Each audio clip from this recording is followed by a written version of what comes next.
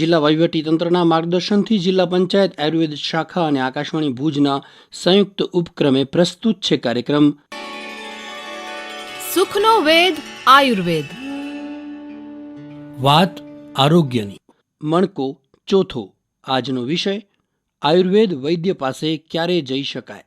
વક્તા વૈદ્ય Parth Thakkar, medical officer, સરકારી આયુર્વેદ દવાખાનું, ગાંધીધામ.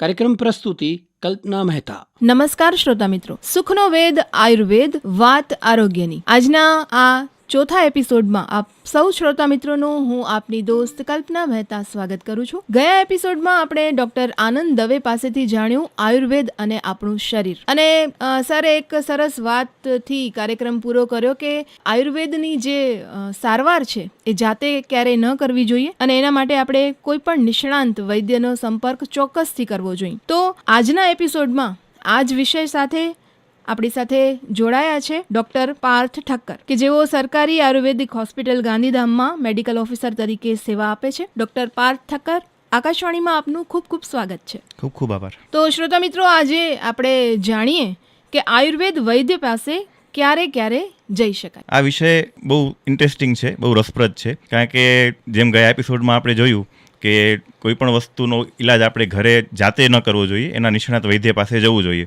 આયુર્વેદનો ઉપચાર પણ વૈદ્યની સલાહ અનુસાર થવો જોઈએ. તો ઘણા લોકોને હજી સુધી પણ ખબર નથી હોતી કે આયુર્વેદ વૈદ્ય પાસે આપણે કઈ કઈ પરિસ્થિતિમાં જઈ શકતા હોતી. જેમ કે એક ઉદાહરણ આપું તો મોટાભાગે લોકો આયુર્વેદ વૈદ્ય પાસે ક્યારે જાય છે કે કોઈ પણ રોગ બહુ આગળ વધી ગયો હોય, બહુ અઘરી પરિસ્થિતિ આવી ગઈ હોય. બીજા દરેક જે મેડિકલ સાયન્સ આપણા છે, અલગ અલગ જે બધી પેથિસ છે, એમાં એમને સંતોષકારક એનું સોલ્યુશન ન મળતું હોય, ત્યારે થાકીને હારીને ફાઇલોના ઢગલા થઈ જાય, ત્યારે લોકો છેલ્લે આયુર્વેદના પાસે વૈદ્ય પાસે આવે. અને એ પણ એક ટ્રાયલ તરીકે કે બધું બીજા કોઈએ કામ નથી કર્યું તો જો આયુર્વેદ કંઈક કામ કરી જાય તો કરી જાય, એવી રીતે એક ટ્રાયલ તરીકે અને છેલ્લા ઓપ્શન તરીકે આયુર્વેદ વૈદ્ય પાસે આવતા હોય છે. અને એમાં પણ બહુ ઉત્કૃષ્ટ રિઝલ્ટ મળતા હોય છે. પણ જો બહુ આગળના બહુ રોગની જે શરૂઆતનો તબક્કો છે, જે એકદમ રોગ નવો છે શરીરમાં, એ સ્થિતિમાં જો આયુર્વેદ વૈદ્ય પાસે પહોંચી જાય તો એક બહુ કોમ્પ્લિકેટેડ સ્ટેજ સુધી રોગ પહોંચે જ નહીં અને ઘણી બધી મુશ્કેલીઓમાંથી બચી શકાય, આર્થિક રીતે, પછી આપણા શરીરની તકલીફની રીતે અને માનસિક તણાવની રીતે, બધી રીતે. તો એ ભવિષ્યની મુશ્કેલીઓને ટાળવા માટે જેટલો રોગ નવો હશે અને તમે વૈદ્ય પાસે પહોંચશો તો તમને બહુ સારું એમાં તમને પરિણામ મળશે અને તમારું ભવિષ્યની ઘણી તકલીફો ઓછી પડશે. એના માટે આયુર્વેદમાં જ એક ઉદાહરણ પણ આપેલું છે કે એક નાનો છોડ હોય એને આપણે મૂળ સહિત કાઢવો હોય તો બહુ સરળતાથી ઉખડી જાય, પણ એ જ્યારે એક મોટું વૃક્ષ બની જાય છે ત્યારે એને મૂળ સહિત કાઢવા માટે ઘણી બધી મહેનત કરવી પડે છે. રોગ માટે પણ આવું જ હોય છે. સાચી વાત છે સર, કારણ કે આપણે સાંભળતા હોઈએ છીએ ઘણા લોકો એવું કહેતા હોય કે ગંભીર બીમારીમાં આયુર્વેદ અસર નથી કરતું, પણ ખરેખર એવું નથી હોતું. આપણે જ લેટ પહોંચ્યા હોઈએ છીએ આયુર્વેદ આચાર્ય પાસે.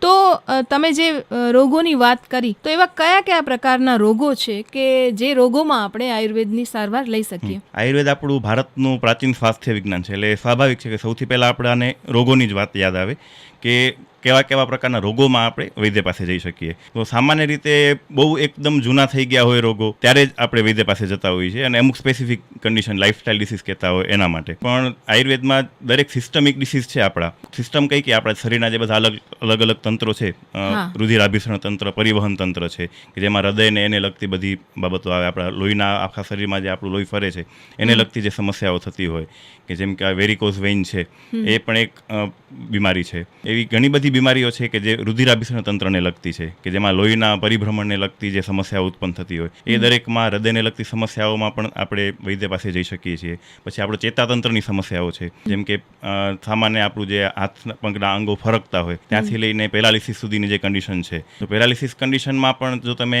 આયુર્વેદ વૈદ્ય પાસે જાઓ અને આયુર્વેદની સારવાર લો તો તમે એમાંથી જલ્દી રિકવરીમાં સ્ટેજમાં આવી શકો છો. પછી આપણું અંતઃસ્ત્રાવી ગ્રંથિઓનું તંત્ર છે, જે આપણી એન્ડોક્રાઇન ગ્લેન્ડ્સ છે. તો અંતઃસ્ત્રાવી ગ્રંથિઓના તંત્રમાં થાઇરોઇડ આવી જાય, આપણું પેનક્રિયાસ આવી જાય, એના કારણે જે બધા રોગો થતા હોય છે, પેનક્રિયાસના કારણે જે ડાયાબિટીસ થતું હોય છે, થાઇરોઇડના જે સમસ્યાઓ થતી હોય છે, પિટ્યુટરી ગ્લેન્ડના કારણે જે સમસ્યાઓ થતી હોય છે, તો એ દરેક જે અંતઃસ્ત્રાવી ગ્રંથિઓના કારણે એના જે હોર્મોન્સના સિક્રેશનના લેવલ અપડાઉન થવાના કારણે જે સમસ્યાઓ થતી હોય, એમાં પણ આપણે આયુર્વેદના વૈદ્ય પાસે જઈ શકીએ, આયુર્વેદની સારવાર લઈ શકીએ છીએ. પછી આપણું જે ઉત્સર્જન તંત્ર છે, જેમાં આપણા શરીરમાંથી બધા મળ નીકળતા હોય અને મૂત્ર નીકળતું હોય, તો એમાં પણ ઘણી બધી સમસ્યાઓ થતી હોય, કિડનીને લગતી સમસ્યાઓ થતી હોય, હોય, આ દરેક જે રોગો છે, જો કિડનીને લગતી સમસ્યાઓમાં આપણે વેળાસર આયુર્વેદની સારવાર ચાલુ કરી દઈએ તો એવું બને કે ડાયાલિસિસના સ્ટેજ સુધી આપણે પહોંચવું જ ન પડે. તો આ પણ ઘણા લોકોને ખબર નથી હોતી કે કિડનીની સમસ્યાઓમાં એકદમ શરૂઆતના સમયમાં આયુર્વેદ વૈદ્ય પાસે પહોંચી જવું આપણા માટે હિતાવહ છે. પછી મૂત્રમાર્ગને લગતા જે રોગો છે એમાં પણ આયુર્વેદ સારવારના સારા પરિણામો છે. એવા ટૂંકમાં આ બધા આપણા શરીરના તંત્ર છે, શ્વસન તંત્ર છે, પાચન તંત્ર છે. પાચન તંત્ર તો એક પ્રખ્યાત છે જ આયુર્વેદ માટે, કે પાચનના રોગો માટે આયુર્વેદમાં સારામાં સારા પરિણામ છે. એમાં પણ IBS જેવી કન્ડિશન છે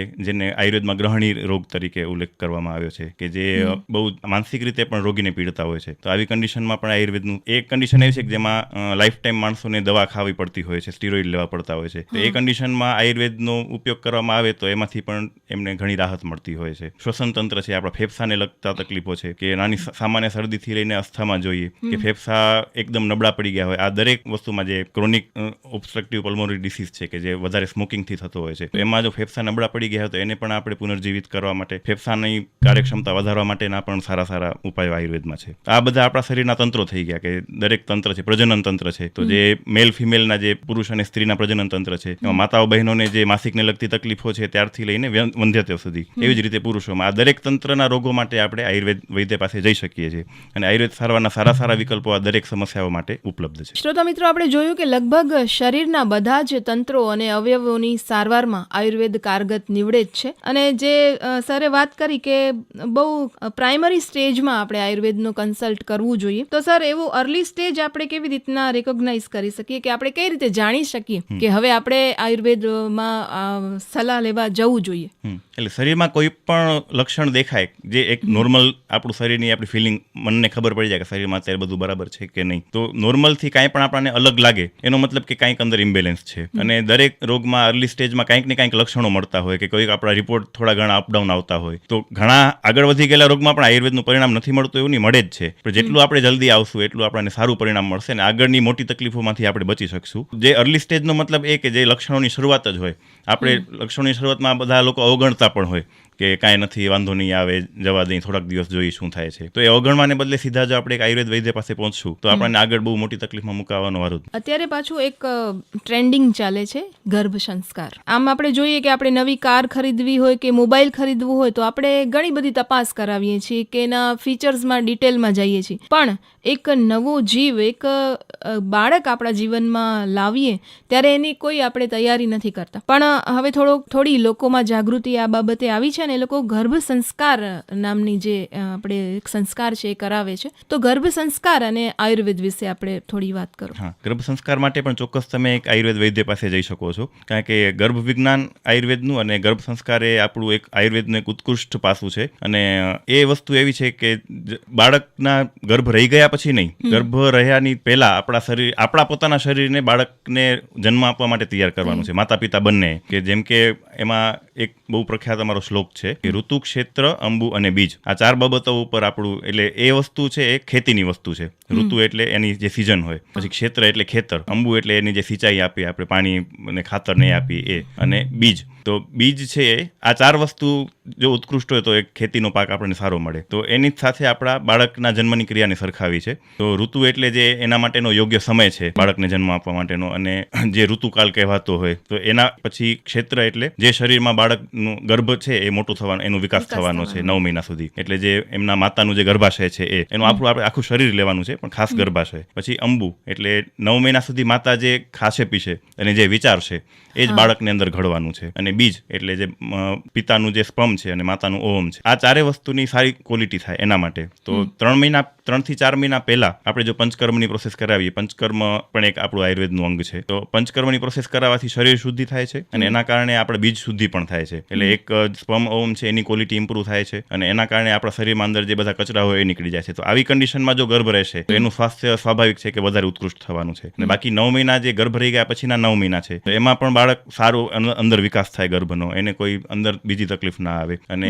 જે પ્રસૂતિ છે એમાં પણ ઓછામાં ઓછો કોમ્પ્લિકેશન આવે. એના માટે આખા 9 મહિનાની પરિચર્યા, ગર્ભિણી પરિચર્યા આયુર્વેદમાં આપવામાં આવેલી છે. કે ગર્ભિણી પરિચર્યા એટલે કે 9 મહિનામાં દરેક મહિના વાઇઝ કે આ મહિનામાં શું કરવું જોઈએ, પહેલા મહિનામાં, બીજા મહિનામાં, ત્રીજા મહિનામાં, 5મા મહિનામાં દરેકમાં અમુક પ્રકારના ઔષધોનું સેવન, આયુર્વેદના ઔષધોનું સેવન કરવું જોઈએ. અમુક પ્રકારે રહેવું જોઈએ, અમુક કામ કરવા જોઈએ, અમુક ન કરવા જોઈએ, અમુક પ્રકારની વસ્તુ વધારે ખાવી જોઈએ, અમુક વસ્તુ ન ખાવી જોઈએ. આ બધું ગર્ભિણી પરિચર્યામાં આવે. તો જે 9 મહિના સુધી ગર્ભિણી પરિચર્યાનું પાલન થાય અને એના યોગ્ય ઔષધો જે આયુર્વેદમાં સજેસ્ટ કરેલા છે એ લેવામાં આવે તો એકદમ ખૂબ જ સારા સ્વાસ્થ્યવાળું બાળક જન્મે છે. તો આવા આપણી પાસે પણ સરકારી આયુર્વેદ દવાખાનામાં પણ આના માટેના દર્દીઓ આવતા હોય છે, ગર્ભ સંસ્કાર કરાવતા હોય છે. અને એવા આપણી પાસે પણ દર્દીઓ છે કે સંપૂર્ણ ગર્ભિણી પરિચર્યાનું પાલન કરીને બાળકને જન્મ આપ્યો હોય. તો એ લોકોના બાળકનું સ્વાસ્થ્ય બહુ ખૂબ સારું હોય છે. આપણે જોયું કે ગર્ભ સંસ્કાર અને ગર્ભસ્થ શિશુના વિકાસ માટે આયુર્વેદ કેટલું ઉપયોગી છે. તો સર, એક ક્વેશ્ચન શ્રોતાઓને પણ કદાચ થાય અને મને પણ એ થાય છે કે જ્યારે કોઈ પણ સ્ત્રી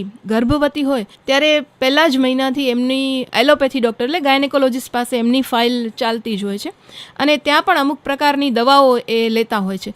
તો હવે એ એલોપેથી દવાની સાથે સાથે તમે જે વાત કરી એ આયુર્વેદ દવાઓ એ લઈ શકે? હા, ચોક્કસ લઈ શકે. એમાં કોઈ ઇન્ટરેક્શનથી કોઈ બીજી સાઈડ ઇફેક્ટ નથી આવતી અને આ લેવામાં પણ એમને કોઈ બીજી સમસ્યા નથી આવતી. એ ધારે તો સંપૂર્ણ આયુર્વેદ પર નિર્ભર રહી શકે છે, પણ એ માતા પિતાની પોતાની ચોઈસ છે. પણ જો સાથે પણ લેશે તો એમને કોઈ પ્રોબ્લેમ નહીં આવે. હા, તો શ્રોતા મિત્રો, આ એક ખૂબ જ સરસ અને ઉપયોગી માહિતી છે કે ગર્ભ સંસ્કાર ભવિષ્યના સારા બાળકના જન્મ માટે દરેક માતા પિતાએ કરાવવું જ જોઈએ. તો આ વાત થઈ ગર્ભ સંસ્કાર અને ગર્ભસ્થ શિશુની. પછી જ્યારે બાળક દુનિયામાં આવી જાય છે અને બાળકોને લગતા જે રોગો છે તો એમાં આયુર્વેદ કઈ રીતે કામ કરે છે? બિલકુલ, આયુર્વેદ છે એ આયુષ્યનો વેદ છે. જેમ આયુર્વેદની વ્યાખ્યા છે કે આયુષ્ય એટલે આપણું શરીર, ઇન્દ્રિય, સત્વ એટલે મન અને આત્મા, આ ચારનો સંયોગ એ આયુ. અને આયુને લગતી બધી બાબતો જેમાં કવર થાય એ આયુર્વેદ. એટલે એમાં એવું નથી કે આ વસ્તુ માટે આયુર્વેદમાં કાંઈ નથી, એવું કોઈ પણ આપણને ફિલ્ડ નહીં મળે. તો બાળકોના રોગો માટે પણ ઓબ્વિયસલી એમાં ઘણી બધી આપણને બાબતો મળે છે. જેમ કે આયુર્વેદનો એક કાશ્યપ સંહિતા કરીને ગ્રંથ છે, એ આખો આયુર્વેદિક પીડિયાટ્રિશિયન માટેનો જ ગ્રંથ કહી શકાય કે એમાં બાળકોને લગતી જ બધી બાબતોનું વર્ણન છે. જન્મથી લઈ અને 16 વર્ષના સુધીના બાળકોને કુમાર તરીકે આયુર્વેદમાં ગણવામાં આવે છે અને એને લગતું જે આખું શાસ્ત્ર છે એનું આખું અંગ જ છે આયુર્વેદનું. એને કૌમાર ભૃત્ય નામ આપવામાં આવ્યું છે. તો બાળકોને સૌથી વધારે શું સમસ્યા થતી કે ઇમ્યુનિટી એમની ઓછી હોય તો વારંવાર માંદા પડતા હોય. તો એમાં તમે જો આયુર્વેદની સાથે વૈદ્ય પાસે જઈને એની સલાહ પ્રમાણે રહેશો તો એમની ઇમ્યુનિટી પણ ઇમ્પ્રૂવ થઈ શકશે. એમની જે જનરલ વિકાસ છે બાળકનો, કે એક બાળક અમુક મહિને ચાલતા શીખતું, અમુક મહિને બોલતા શીખે, અમુક મહિને રડતા શીખે. આજે એનો જે વિકાસનો દર છે એ પણ એકદમ યોગ્ય ઝડપથી થશે, એનો વિકાસ ડિલે નહીં થાય. પછી એની જે સ્પીચ છે એ ઇમ્પ્રૂવ થશે. પછી નાની નાની બાબતમાં આપણે જે પીડિયાટ્રિશિયન પાસે દોડી જવું પડતું હોય તો જો તમે વૈદ્ય પાસે બાળકની સમસ્યાઓ માટે જતા થશો તો તમારે ટૂંકમાં એટલો બધો માંદો પણ નહીં પડે ને એટલું બધું એને હોસ્પિટલાઇઝ કરવો પડે એવી કન્ડિશન્સ પણ બહુ ઓછી આવશે. અને એની બુદ્ધિ ક્ષમતા, એની સ્મૃતિ શક્તિ, એની યાદશક્તિ એ વર્ષે આ દરેક લગતી બાબતો બહુ વિસ્તારથી કાશ્યપ સંહિતામાં પણ વર્ણન છે અને આયુર્વેદમાં એનું સમાધાન પણ છે.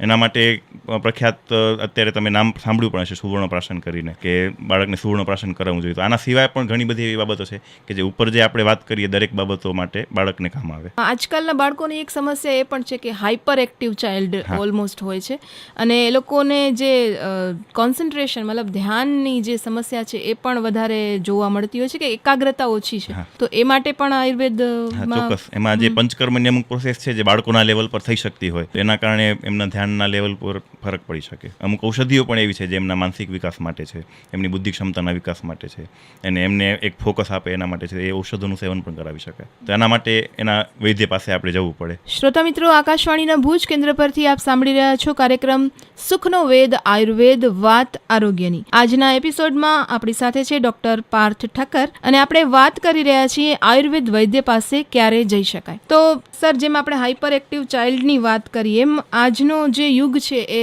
હરીફાઈનો યુગ છે અને દરેક લોકોને કંઈ ને કંઈ માનસિક સમસ્યાઓ સતાવતી હોય છે. એમને પોતાને પણ નથી ખબર હોતી કે મને મારા સ્વભાવમાં કે મને માનસિક રીતે આ તકલીફ છે. તો એ માનસિક બીમારીઓમાં આયુર્વેદ કઈ રીતે મદદ કરે છે? આ માનસિક બીમારીઓ માટે પણ આપણે વૈદ્ય પાસે ચોક્કસ જઈ શકીએ છીએ. આયુર્વેદમાં આખું એક, જેમ આપણે આગળ વાત કરી કે કૌમાર ભૃત્ય એક અંગ છે બાળકો માટે, એવું જ એક ગ્રહ ચિકિત્સા કરીને છે જેમાં માનસિક વિકારોની વાત આવે છે. જેમાં અત્યારે 21મી સદી છે એ તણાવની સદી છે અને સૌથી મોટી ચેલેન્જ સ્વાસ્થ્ય ક્ષેત્રમાં જોઈએ તો એ મેન્ટલ હેલ્થ Mental માટે health આવવાની છે. છે. એ હજી વધવાની છે, કારણ કે એક જે કોમ્પિટિટિવનેસની આપે વાત કરી, અને જે એક ફોકસ માણસનું હટી ગયું છે કે પોતાના સુખને એ સમજી નથી શકતો, અને જે સુખ ના આપે એ બાબતો પાછળ દોડ્યા કરતો હોય છે. હા. તો એના કારણે માનસિક હેલ્થ ઉપર અસર પડવાની જ છે. તો એ ઓવરકમ કરવા માટે આયુર્વેદમાં બહુ સારા ઔષધો છે. પંચકર્મનું પણ, જેમ શિરોધારા એક આપણે નામ સાંભળ્યું હોય, શિરોધારા છે એ ડિપ્રેશનના સ્ટેજને ઓછું કરવામાં કામ કરે છે. આ તો એક ખાલી ઉદાહરણ જ છે, બાકી બહુ ઘણા બધા ઔષધો છે. પંચકર્મની પ્રોસેસ છે, અને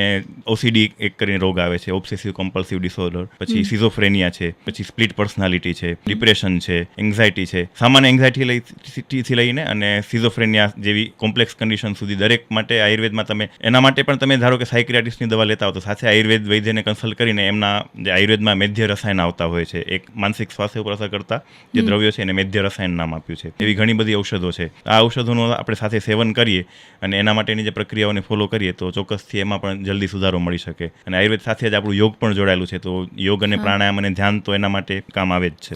એ બધું આપણે વૈદ્યની સલાહ અનુસાર કરી શકીએ. આ વાત થઈ માનસિક બીમારીઓની, અને હવે અમારા જે મહિલા શ્રોતાઓ છે એને ખૂબ ગમતો પ્રશ્ન છે કે સૌંદર્ય અને પર્સનલ હાઇજીનની બાબતમાં આયુર્વેદ કઈ રીતે મદદ કરે છે? આ એક ક્ષેત્ર એવું છે કે જેમાં આયુર્વેદનો વધારે ને વધારે ઉપયોગ થાય તો એમાં આગળ ઘણો સ્કોપ રહેલો છે. કારણ કે અત્યારે મોટાભાગે આપણે કોસ્મેટિક્સના ક્ષેત્રમાં જોઈએ તો કેમિકલની અને આર્ટિફિશિયલ સૌંદર્ય પ્રસાધનોની બહુ જ બોલબાલા વધી ગઈ છે. જેમ કે ફેસવોશ છે, શેમ્પુ છે, બધામાં કેમિકલ હોય જ છે. અને જે આગળ જે બીજી બધી મેકઅપની છે સામાન, એમાં તો ઘણા બધા હાનિકારક તત્વો પણ હોય છે. એના કારણે ઘણા તત્વોના કારણે કેન્સર થતું એવા પણ રિપોર્ટ બહાર આવે છે. ઘણા તત્વો આપણા સ્કિનને ટેમ્પરરી સારું કરે પણ પાછળથી બગાડી નાખતી એવા પણ તત્વો હોય છે. એની જગ્યાએ આપણા પ્રાકૃતિક તત્વો છે, આપણા ઔષધો છે, એવા આપણા ઔષધો છે કે જે આપણા ત્વચાના જે સ્વાસ્થ્ય છે એને સુધારે છે. એના ફેસ પેક આપણે બનાવી શકીએ, ઉપટન કરી શકીએ. ઉપટન આપણે પહેલા પણ પ્રચલિત હતું, પણ અત્યારે આપણે એ બધું છોડી દીધું છે. તો આપણે અત્યારે એટલું ટાઈમ નથી રહેતો. આપણે રેડીમેડ હવે મળી શકે. તો ઉપટન કરી શકાય. અલગ અલગ પ્રકારના જે દ્રવ્યો છે એનો આપણે લેપ લગાવી શકાય. લેપ આયુર્વેદનું બહુ ડિટેલમાં લેપનું વર્ણન છે કે કેવા પ્રકારના હેતુ માટે આપણે કેવા પ્રકારના લેપ કરવા. એમાં ખાલી દુખાવા માટેના લેપ નહીં, કે ચામડીના ડિસીઝ માટેના, જે ચામડીના દર્દો એના માટેના લેપ નહીં. સૌદને માટે આપણું ટૂંકમાં વર્ણ્ય આખો એક મહાકષાય આપેલો છે કે જે વર્ણ્ય દ્રવ્યો છે આપણા સ્કિનનું વર્ણ, એટલે કે આપણું જે સફેદી કહેવાય સ્કિનની, એક જે લસ્ટર કહીએ, બોડી ટોન, એને ઇમ્પ્રૂવ કરે. એ આખો વર્ણ્ય આખો ઔષધનો વર્ગ આપેલો છે. તો એનો લેપ પણ આમાં કામ આવે. પછી વાળ માટે પણ એવું છે કે અત્યારે જેમાં આગળ આપણે વાત કરી કે માનસિક સમસ્યાઓ છે, માનસિક સમસ્યાનો સીધી અસર આપણા વાળ ઉપર પડે છે. તો અત્યારે હેરફોલની સમસ્યા પણ બહુ હોય છે. બહુ નાની ઉંમરમાં છોકરાઓના વાળ સફેદ થઈ રહ્યા છે. આ દરેક બાબતો માટે આયુર્વેદમાં આપણને સમાધાન મળી શકે છે. તો એવી સમસ્યા હોય તમને તો પણ તમે ચોક્કસ આયુર્વેદના વૈદ્ય પાસે જઈ શકો. અને અત્યારે મોટાભાગે ખાસ કરીને ખરાબ જીવનશૈલીના કારણે વધારે રોગો થતા હોય છે, તો એવા સૂચનો કે એવા કયા રોગો છે જેના માટે આપણે વૈદ્ય પાસે જઈ શકાય? એટલે અત્યાર સુધી આપણે રોગોની વાત કરી, પણ આયુર્વેદનું પ્રયોજન છે સ્વસ્થસ્ય સ્વાસ્થ્ય રક્ષણમ આતુરસ્ય વિકાર પ્રશમનમ. એટલે જે સ્વસ્થ છે એના સ્વાસ્થ્યની રક્ષા કરવી એ પણ આયુર્વેદનું એક અડધું પ્રયોજન છે. એટલે અડધું આયુર્વેદનું મહત્વ એના માટે છે, અને બાકીનું અડધું મહત્વ રોગોને દૂર કરવા માટે છે. એટલે અત્યારે આપણે એવા સ્ટેજમાં આવી ગયા છીએ, એવા યુગમાં જીવીએ છીએ કે જ્યાં સ્વસ્થનું સ્વાસ્થ્ય જાળવવું એને કોઈ એટલું મહત્વ નથી આપતું. બધા માંદા પડી જાય પછી જેમને સ્વાસ્થ્યનું મહત્વ સમજાય છે. તો જ્યારે તમે ઓલરેડી સ્વસ્થ છો તો પણ તમે આયુર્વેદના વૈદ્ય પાસે જઈ શકો છો. આ એક યુનિક વસ્તુ છે આયુર્વેદ માટેની, કે તમને કોઈ પણ તકલીફ નથી તો મને આગળ કોઈ પણ તકલીફ ન થાય, અથવા તો ઓછામાં ઓછી થાય, અને થાય તો મને ઓછામાં ઓછી પીડા કરે. આના માટે મારે કેવું જીવન જીવવું જોઈએ, એ આયુર્વેદનો એક યુએસપી કહી શકીએ આપણે. તો એમાં આયુર્વેદમાં ઋતુચર્યાનું વર્ણન છે, દિનચર્યાનું વર્ણન છે, કે દિવસના કયા ભાગમાં આપણે શું કરવું જોઈએ, કઈ ઋતુમાં આપણે કેવું જીવન જીવવું જોઈએ. દરેક ઋતુના અલગ અલગ ખોરાક કીધા છે, દરેક ઋતુના અલગ અલગ પહેરવેશ કીધા છે, દરેક ઋતુમાં આપણે કઈ રીતની બાબતો અપનાવવી જોઈએ. જેમ કે એવું કીધું છે કે શરદ ઋતુમાં રાત્રે ચંદ્રના પ્રકાશમાં પાણીને રાખી મૂકવાનું અને સવારે એને પીવાનું. આ પણ આપણા સ્વાસ્થ્ય માટે એક સ્પેસિફિક શરદ ઋતુ માટે કીધું છે. આવી નાની નાની બાબતો છે કે દરેક ઋતુની એવી ચોક્કસ બાબતો કીધી છે. તો ઋતુચર્યાનું આપણે પાલન કરીએ, દિનચર્યાનું પાલન કરીએ, કે ક્યારે ઉઠવું જોઈએ, ક્યારે સૂવું જોઈએ. એ અત્યારે સંપૂર્ણ નાશ જ થઈ ગયો છે દિનચર્યાનો.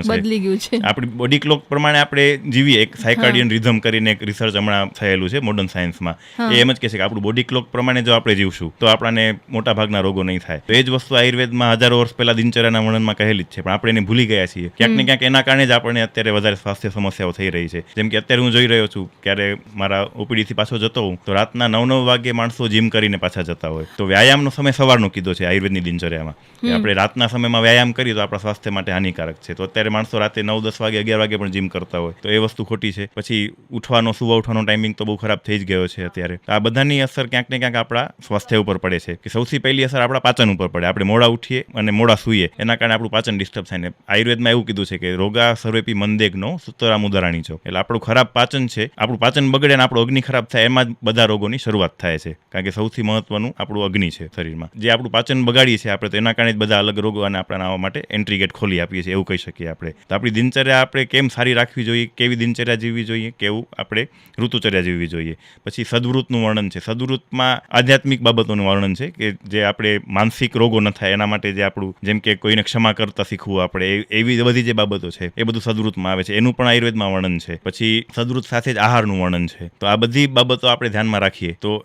એના કારણે આપણે મોટાભાગના રોગોથી બચી શકીએ છીએ. કારણ કે એવા રિસર્ચમાં તમને મળશે કે જે માણસ બહુ જૂની બાબતો મનમાં ભરી રાખે છે, કોઈને માફ નથી કરી શકતો, તો એને રોગો વધારે થાય છે. એને અમુક પ્રકારના રોગો તરત થાય છે. અને જો માણસ જૂની ગાંઠો કાઢી નાખી અને મનની ગાંઠો ખોલી નાખી અને બીજાને માફ કરી શકે જે એનું કંઈક બગાડ્યું હોય, તો એને અમુક બોજો હળવો થઈને એને અમુક એ પ્રકારનું સ્વાસ્થ્ય મળી શકે. તો માનસિક સ્વાસ્થ્ય માટે આ સદવૃતનું વર્ણન છે. તો આ બધી બાબતો આપણા સ્વાસ્થ્ય સાથે જોડાયેલી છે. એવું નથી કે જેમ કે અત્યારે આપણે એવું સમજીએ છીએ કે હૃદય ખરાબ થઈ ગયું તો હૃદય ખરાબ હતું, એટલે હૃદય શું કામ ખરાબ થયું, કે આવી બધી બાબતોની નાની નાની અસરો એની સાથે જોડાયેલી જે 40 વર્ષનું આપણું જીવન છે એમાં આ બધી બાબતો અસર કરતી હોય. તો એ કઈ બાબતોનું આપણે કઈ રીતે ફોલો કરીએ તો એના કારણે આપણું સ્વાસ્થ્ય મેક્સિમમ સારું રહી શકે. એના માટે આ લાઇફસ્ટાઇલ મેનેજમેન્ટ છે. તો એના માટે એ પૂછવા માટે કે હું કેવી લાઇફસ્ટાઇલ જીવી શકું, એ પાછું પ્રકૃતિ બદલાતું હોય. જેમ કે આયુર્વેદમાં વાત પ્રકૃતિ, પિત્ત પ્રકૃતિ, કફ પ્રકૃતિનું વર્ણન છે, આપને ખ્યાલ હશે. તો એ દરેક પ્રકૃતિના માણસ માટે અમુક સ્પેસિફિક નિર્દેશો હોય. એ આપણે તમે વૈદ્ય પાસે જઈને પૂછો તો એના માટે પણ તમે વૈદ્ય પાસે જઈ શકો, તો તમને સારું ગાઈડન્સ જીવવા માટે મળી શકે. સરે ખૂબ સરસ વાત કરી કે આપણે આયુર્વેદ જે છે એ માત્ર શરીર નહીં પણ મન ઉપર પણ કામ કરે છે. તો આપણે જોયું કે આપણા ઋષિમુનિઓ જે છે એ ખૂબ લાંબુ આયુષ્ય જીવતા હતા, અને અત્યારે આપણે જોઈએ છીએ તો ખૂબ નાની ઉંમરમાં લોકોને જેમ કે હાર્ટ એટેકના કિસ્સા વધતા જાય છે. તો એ બધું જે આપણી દિનચર્યા અને જે આહાર અને ઋતુ તમે જે વાત કરી એના ડિસ્ટર્બન્સમાં થાય છે. તો એના પછીનો આપણને પ્રશ્ન એ પણ થાય કે શું ખાવું પીવું, આહાર વિષયક બાબતોમાં શું ધ્યાન રાખવી, એની માહિતી વૈદ્ય પાસે મળી શકે? ચોક્કસ મળી શકે. કારણ કે આહાર છે એ આપણે એવું સમજીએ છીએ કે આપણે બસ ભૂખ લાગી અને ખાઈ લીધું અને એનાથી આપણું શરીર ચાલે છે. શરીર ચાલે છે એ અલગ વસ્તુ છે, પણ આપણું શરીર બને પણ આપણા આહારથી છે. આપણે સામાન્ય ઉદાહરણથી તમને સમજાવું તો જ્યારે માતાના ગર્ભમાં આપણે હતા ત્યારે એક નાના કોષ સ્વરૂપે હતા. એમાંથી જે 70-80 કિલો વજનનું જે આટલું મોટું શરીર બન્યું છે એ કેમાંથી બન્યું છે? ગર્ભાવસ્થામાં એમણે જે ખાધું એનાથી બન્યું, અને જન્મ્યા પછી આપણે પોતે જે ખાધું એનાથી બન્યું છે. તો જે આપણે ખાઈએ છીએ જ આપણા શરીરની અલગ અલગ ધાતુઓ બનાવે છે. જેમ કે શરીરની વાતમાં ગયા વખતે સાહેબે વાત કરી જશે 7 ધાતુની.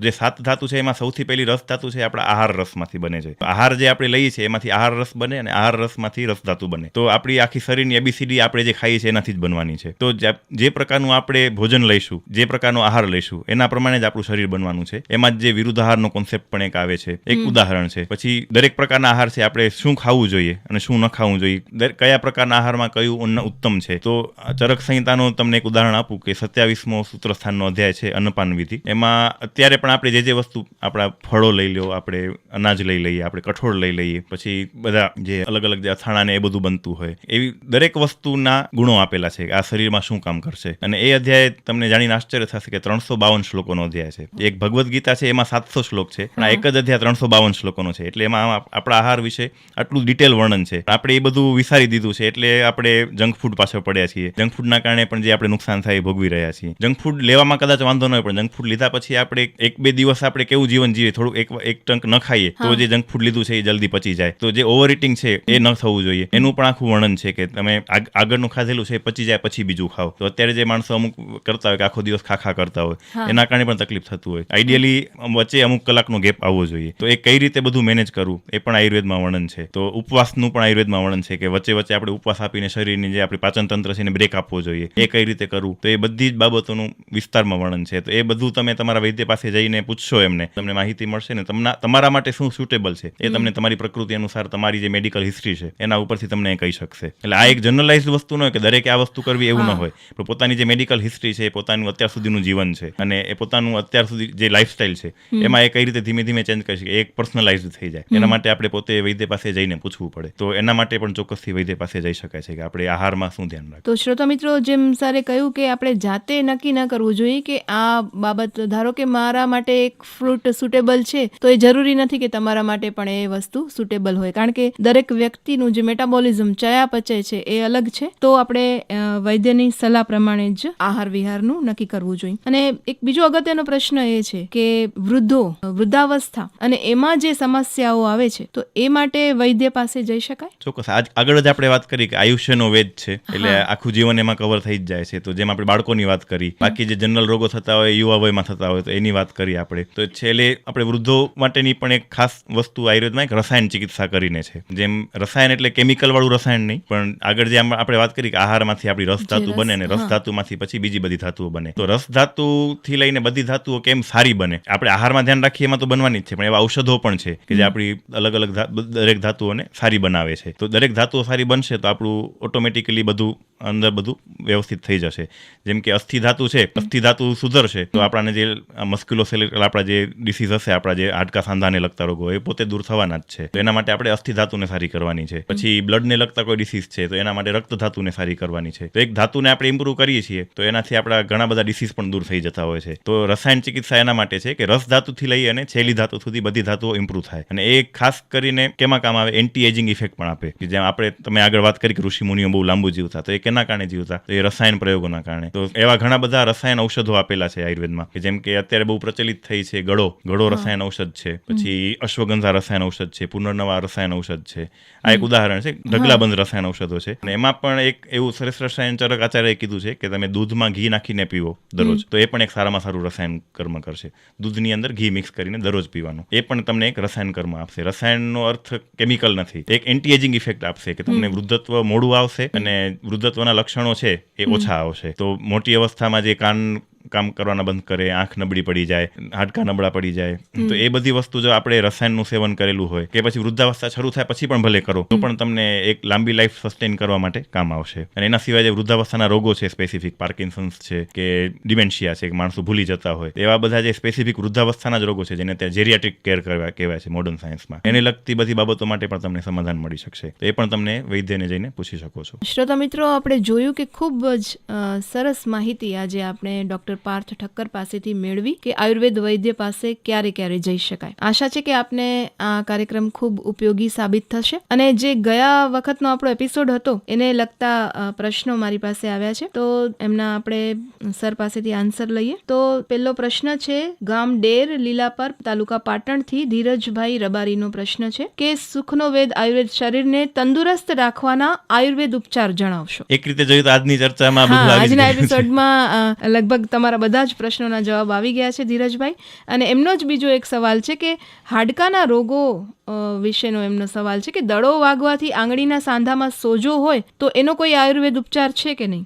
દડો વાગવાથી આંગળીમાં સોજો આવ્યો હોય તો સૌથી પહેલાં તો આપણે એ જ ચેક કરાવવું જોઈએ કે ફ્રેક્ચર છે કે નહીં. તો સૌથી પહેલાં મારી સલાહ તો એ જ છે કે તમે એકવાર એક્સરે કરાવીને એકવાર જાણી લો કે ફ્રેક્ચર છે કે નહીં. એના માટે પછી તમે આયુર્વેદ વૈદ્યની સલાહ લઈ શકો છો. આપણે આગળ જ વાત કરી કે કોઈ પણ દવા ઘરે જાતે ન કરવી જોઈએ. અમુક ઔષધો જે સોજો ઉતારે એવા પણ છે, ફ્રેક્ચર હિલિંગ થાય એવા પણ આયુર્વેદમાં ઔષધો છે. તમે એના માટે વૈદ્યને મળીને કન્સલ્ટેશન લઈ અને નિષ્ણાત પાસેથી એની સારવાર લેશો એ વધારે યોગ્ય રહેશે. કાર્યક્રમના અંત તરફ જઈએ. ડોક્ટર પાર્થ ઠક્કર, આપનો ખૂબ ખૂબ આભાર. આપ આકાશવાણીમાં આવ્યા અને અમને આટલી સરસ માહિતી પૂરી પાડી. તો અંતમાં અમારા શ્રોતા મિત્રોને આપ શું સંદેશ આપવા માંગશો? અંતમાં સંદેશ જ કે આપણે જે પ્રયોજનથી આપણે આ વિષય પર ચર્ચા કરી કે બહુ આગળ વધી જાય બીમારી ત્યારે, અથવા તો અમુક લિમિટેડ બીમારીઓમાં જ કે જેમ ક્યારે બીજી કોઈ સિસ્ટમમાં તમને એનું સમાધાન ન મળે અને એક ઓપ્શન તરીકે તમે આયુર્વેદને પસંદ કરો અને વૈદ્ય પાસે જાઓ, એના કરતાં આજે આપણે જે બાબતોની ચર્ચા કરી દરેક બાબતોમાં તમે નજીકના વૈદ્યને મળી અને એનું સમાધાન શોધવા પ્રયત્ન કરશો તો તમને તમારા સ્વાસ્થ્યમાં, તમારા જીવનમાં સારા ફેરફાર અનુભવાશે. એના માટે આપણા સરકારી આયુર્વેદ દવાખાના આપણા કચ્છ જિલ્લામાં બહુ સારી કામગીરી કરી જ રહ્યા છે. તો તમે નજીકના સરકારી આયુર્વેદ દવાખાનામાં ચોક્કસ જઈ શકો છો. એક વાક્યમાં કહીએ તો પ્રિવેન્શન ઇઝ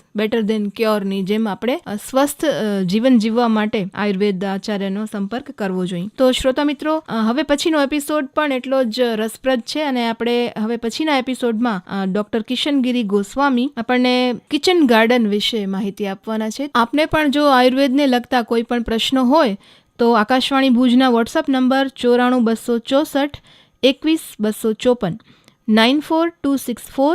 94264 પર મેસેજ કરી શકો છો અને આપના પ્રશ્નોનું માર્ગદર્શન મેળવી શકો છો. ત્યાં સુધી સાંભળતા રહો સુખનો વેદ આયુર્વેદ વાત આરોગ્યની. આજનો કાર્યક્રમ પૂરો કરવાની આપની દોસ્ત કલ્પના મહેતાને રજા આપશો. નમસ્કાર.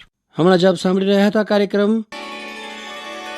સુખનો વેદ આયુર્વેદ. વાત આરોગ્યની. આજનો વિષય હતો આયુર્વેદ વૈદ્ય પાસે ક્યારે જઈ શકાય. વક્તા હતા વૈદ્ય પાર્થ ઠક્કર, મેડિકલ ઓફિસર, સરકારી આયુર્વેદ દવાખાનું, ગાંધીધામ. કાર્યક્રમ પ્રસ્તુતિ કલ્પના મહેતા. નિર્માણ ભરત ચતવાણી. પ્રસારણ આકાશવાણીના ભુજ કેન્દ્ર પરથી કરવામાં આવ્યું.